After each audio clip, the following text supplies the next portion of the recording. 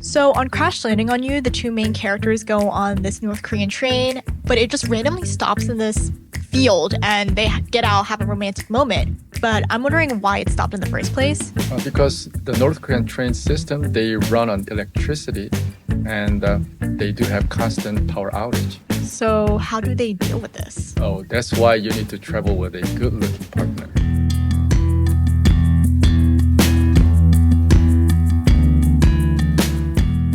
Hello, everyone, and welcome back to the third episode of Digital Divide. My name is Grace, and I'm joined by Professor Kim. Hello, Grace. Hello. So, we just got back from winter break where we celebrated New Year's. Did you do anything special over the celebrations, or did you make a new resolution? I made a big resolution. What is it? Limit my screen time. Really? Yeah, my eyesight got worsened, Mm. and my wife has been complaining about that. So, I had to get my new glasses.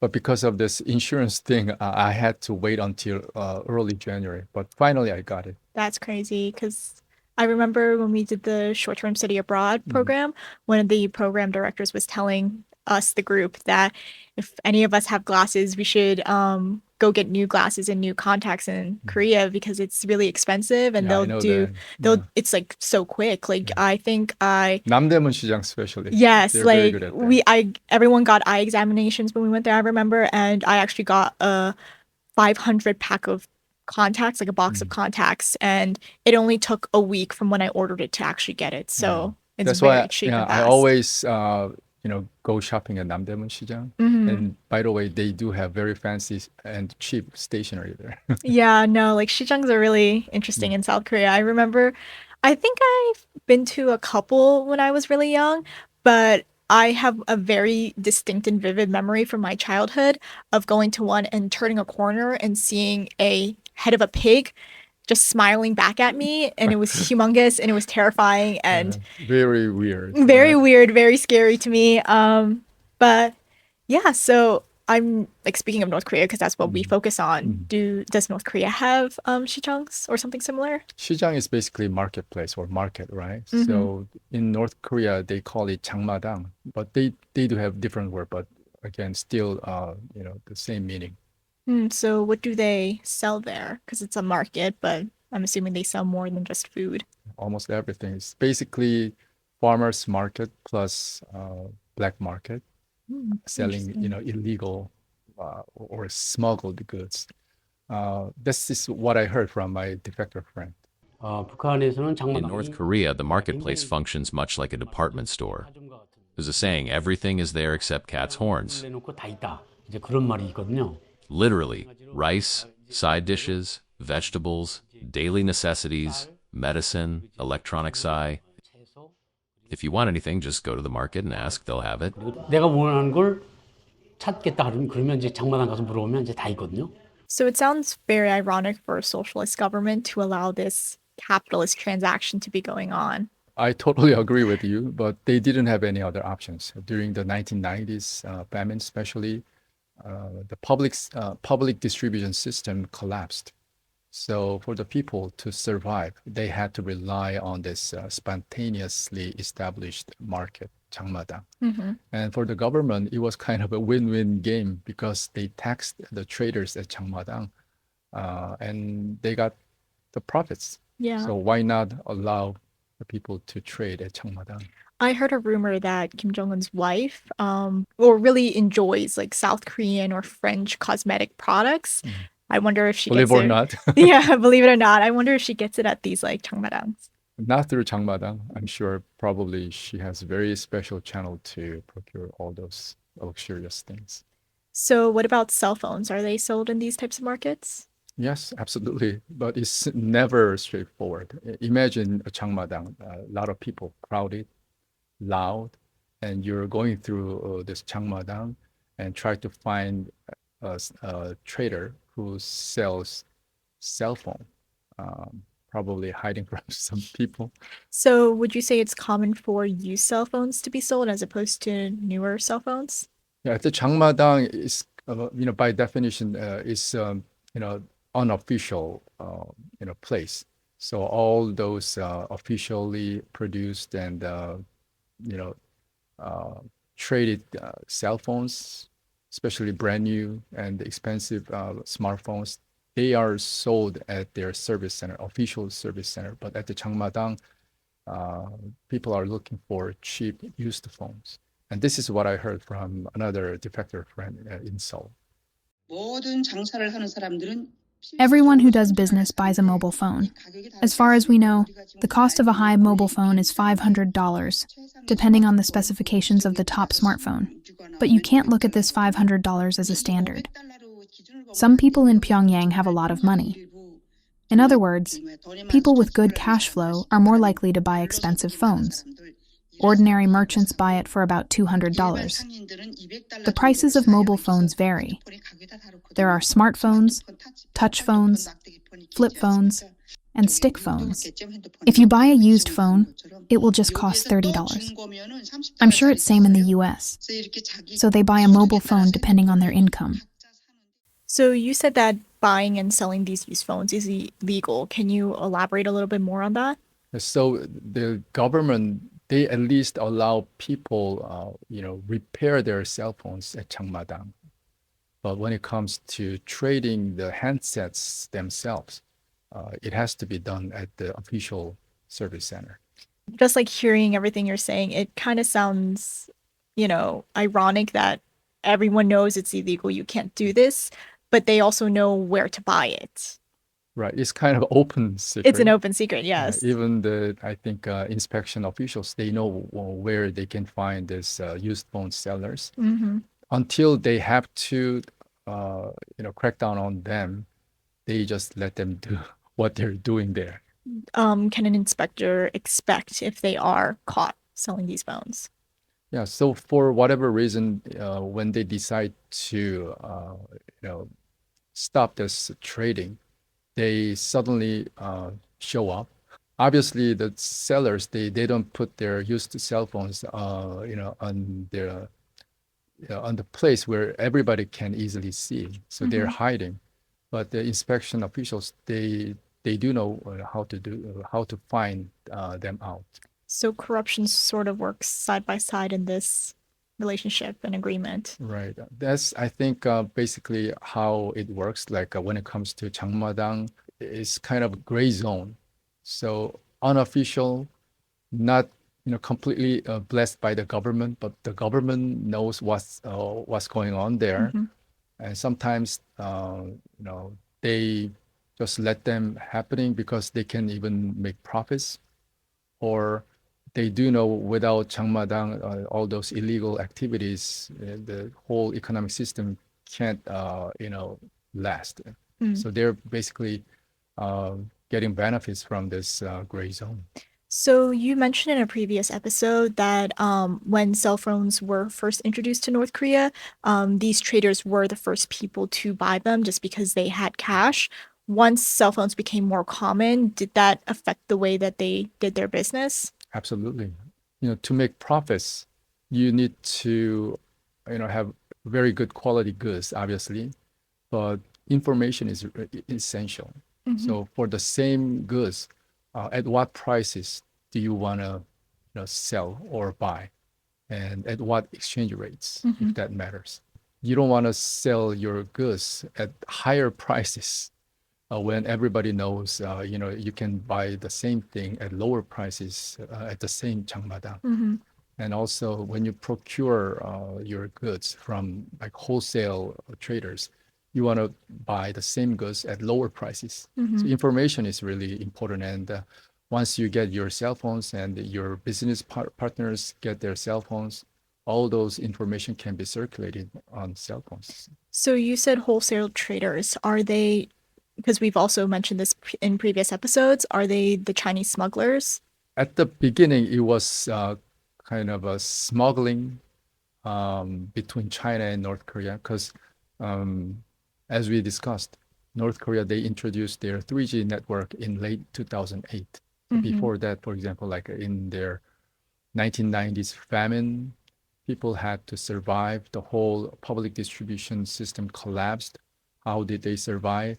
By smuggling with their Chinese business partners. And how do you know what to smuggle and at what prices, at what exchange rates, if that matters again, cell phones. So at the time, they smuggled in Chinese cell phones and talked to their Chinese partners on this kind of a illegal, unofficial system. So cell phones meant information and information meant survival to them. Right. At the time, they said if you have your cell phones, at the time, obviously, it's Chinese cell phones, you can feed yourselves. So it's more mobile and efficient. Very mobile and very efficient. Again, they can discuss all those market information, prices, exchange rates, quantities, even delivery method over the phone, and you can even complete your negotiations. So what happened to the vendor when they get caught? Oh, you're going to be in big trouble. So once you're caught, especially in the act of trading, then there's no way you can explain it. It's illegal, right? And whatever the law says, you're going to get the punishment plus the inspection officials' own punishment and fines. Well, you can avoid the punishment if you pay the inspector off, I'm assuming. Right. You know how it works in North Korea. Yes. So if the inspection officials agree to accept bribe, probably huge amount, I guess, then he's gonna let you go. No record, no big trouble anymore. So what about long distance trade? Because I'm assuming North Korea does not have the equivalent of Amazon next day delivery. And I also know that South Korea, their main form of domestic long distance transportation is trucks. So does North Korea have something similar? Yeah, I know South Korea is very efficient. They have very efficient logistics and they're heavily relying on trucks. Yeah, They do like have very, good system and even rocket speed delivery system they're yeah, proud of. I remember when I was staying with my grandparents, I ordered something because I needed it for the next day, and it was like very late at night when I remembered I needed it, and it came the next day, like in the morning. Yeah, it's amazing. But in North Korea, they heavily relied on train system at the beginning. They do have trucks and buses, but it's kind of a relatively recent phenomenon. So could you explain a little bit more about the train system? So train system combined with their cell phone communications, they came up with a very new concept of delivery system. Not FedEx, but efficient and convenient enough for North Korean people. So this is how it works. You bribe train conductors, and he will take your stuff and deliver to a certain railway station. And somebody will be waiting for you at a pre-arranged platform. And there you get it, and you can confirm the receipts again on cell phones. So it works very well. So then what are the options available to those who can't afford a train conductor? Yeah, obviously it takes a lot of money. So for those who are not rich enough, they have only one option, taking the goods by themselves, carrying them and travel themselves on train. So do they use text messages? Yes, it was really efficient tool. So not only explaining the goods you want to sell or you want to buy verbally, you can actually take a picture of it and send it to your trading partners. Based on that information, you can make a wiser and a faster decision. I remember there's a scene in Crash Landing on You where the two main characters took a North Korean train and they actually had to stop because the train just stopped working and they obviously got off, had a little campfire and picnic. But what I got from that scene is that North Korean trains aren't that reliable. So I'm assuming those who are traveling with their goods on their backs and on foot would probably be able to catch up to those on trains. Right. Unless you're traveling with your lover. Yeah. The situation is very frustrating. hmm And the North Korean train system is running on electricity, and they do have constant power shortage. Sometimes power, stop. For example, if you want to travel from Pyongyang to Baekdusan in Korea, for that distance, it may take like 3 hours if you take KTX bullet train. But in North Korea, it could even take several days. That's insane. So, what happens when these smugglers decide that the travel is not even worth it anymore? If it turns out that this travel is not worth doing because the prices, for example, if when you are looking for cheap products, but the prices at your destination for some reason suddenly went up, then there's no reason to travel all the way to there. So you may want to call people at other towns or cities, and if they say, "Oh, come over here, we have a better deal for you," then you can change your mind, change your route. So, you said that trains and buses were a later phenomenon. Did they arise out of a need for an alternative from these trains? Absolutely. And as the Jangmadang flourished, some people got very rich, and they were called 돈주, money master. So the newly rich, and they could even afford to import, smuggle actually, trucks from China, sometimes even brand new one and a very large one. And they can run this private service cha, they call it, meaning service cha. Cha means car. It's a service car. Again, you should bribe people who are Yes. involved in the whole this whole transactions and system. But again, you're very rich to afford to buy the trucks and bribe people, and based on that, you can hire truck drivers, and with your cell phones, you can arrange all those logistics required. They sound a lot like the bootleggers of the 1920s here in America. So, obviously, COVID affected the entire world. I sort of wonder how it affected business in North Korea or everyday life in general. Huge impact. Even in the United States and South Korea, I remember people were discouraged to travel, even around your house in the neighborhood, right? Parks were closed, but in North Korea, the border was completely closed. So both official and unofficial illegal transactions with China were banned and stopped. And the smugglers, continuing their business became too risky. Since the start of the pandemic in 2020, North Korea's markets have faced a long road of restrictions. For 2.5 years, they were completely closed. By 2021, this shifted to a partial closure, a restricted state that has actually continued for the last 2 years. Ironically, even with these markets still only partially open, the government officially declared a victory over COVID-19 in 2022. So, I remember during lockdown that a lot of people's screen times went up. Like, I know mine certainly did. I wonder if that was the same in North Korea. Did a lot of people's screen time go up? For those who could afford to buy expensive smartphones, they're rich enough, so their screen time went up, obviously. But other than those rich people, people had a hard time, continuing talking on their cell phones. They do have 200 minutes per month, but once you use it up, you have to buy very expensive prepaid calling card. So, I guess like the most economically responsible decision at that point would have just been to throw away your phone. Yeah, that's a very reasonable decision, I think. And there were reports by Radio Free Asia that some people, because they were out of cash, and they do have this very, demanded stuff, which is cell phone, they decided to sell or even rent out their cell phones to somebody else to make cash. That's how they survived. So I guess COVID hit everybody the same way, including isolated countries like North Korea. That's right.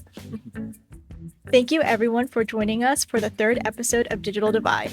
Be sure to follow us on all social media platforms, and if you have any comments, feel free to leave them in the comment section below. And we'll see you next month. Bye!